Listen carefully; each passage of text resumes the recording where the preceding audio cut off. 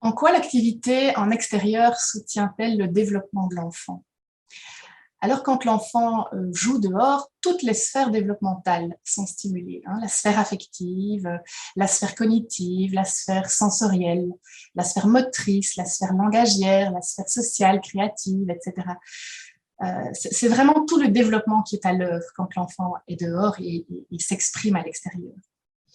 Déjà parce qu'en plein air, l'enfant va rencontrer moins de contraintes, sans doute que dans les espaces intérieurs. Et je pense notamment à l'école et aussi aux collectivités, où inévitablement, bien sûr, il y a des règles plus ou moins strictes à respecter. Il y a des règles qui vont inviter à une certaine forme de structure, à une certaine forme d'ordre aussi, où chacun a une place, où chaque chose doit être à sa place, et où régulièrement, on va devoir faire silence, bien sûr aussi. Alors dehors, c'est clair qu'il y a des règles, mais ce sont des règles qui laissent sans doute un espace de liberté beaucoup plus grand à l'enfant, et dans lequel il va pouvoir s'épanouir vraiment là où il se trouve.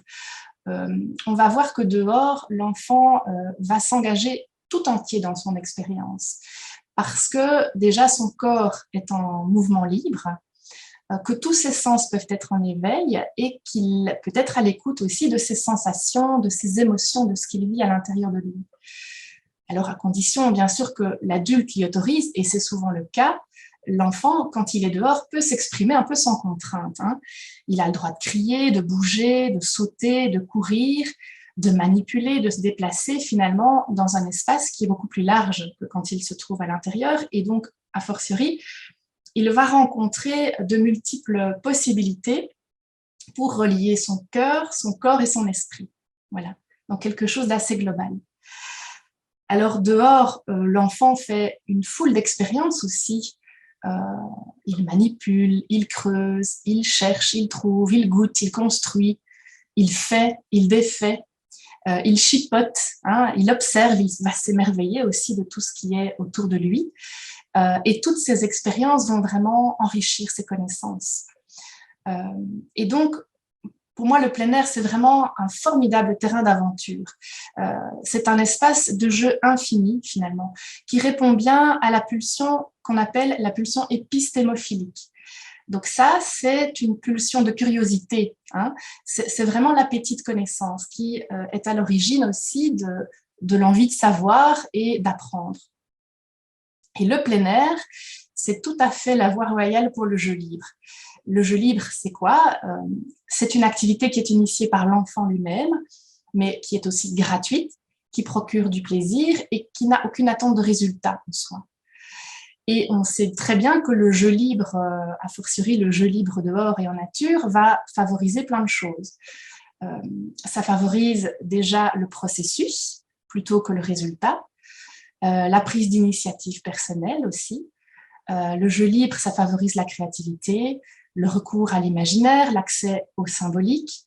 Et puis, ça permet également une modération dans la compétition, parce que comme il n'y a pas de résultat attendu par les adultes, mais du coup, il y a moins de sentiment d'échec.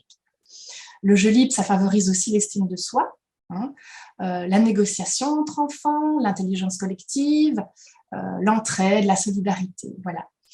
Et dehors, on va remarquer également que l'enfant, il est souvent encouragé à faire par lui-même. Donc, du coup, il est plus actif, il est participatif, il est acteur de son développement.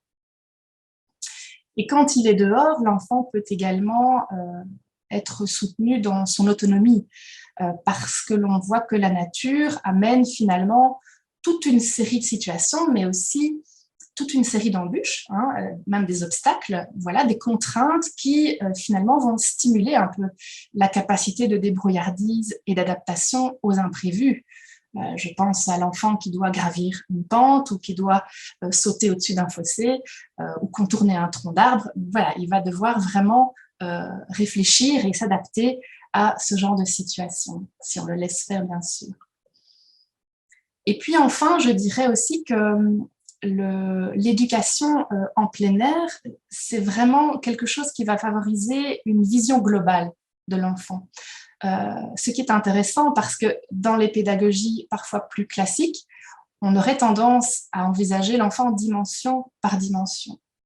Ici, non, ce n'est plus d'un côté l'enfant cérébral qui est assis sur une chaise et qui exécute un exercice de mathématiques, et d'un autre côté l'enfant plus corporel qui exécute un enchaînement de gymnastique, par exemple. Non, la pédagogie du dehors, elle va aussi s'inspirer des pédagogies actives, et elle est transversale en fait, parce qu'elle décloisonne et elle permet de faire du lien entre les différentes matières approchées. Et donc, si on reprend l'exemple que je viens d'évoquer, on verra que l'enfant, il va être invité à faire des mathématiques avec tout son corps dans l'espace extérieur. Et là, il y a quelque chose qui est beaucoup plus global dans l'approche. Donc, on est dans une approche qui est vraiment centrée sur ce qu'on appelle l'éducaire. Éducaire. C'est vraiment une approche qui rassemble à la fois les dimensions qui sont liées aux apprentissages, au savoir, avec les dimensions qui sont liées à l'affectif, aux soins, au corps. Et ça, c'est vraiment très important, particulièrement pour les enfants les plus jeunes.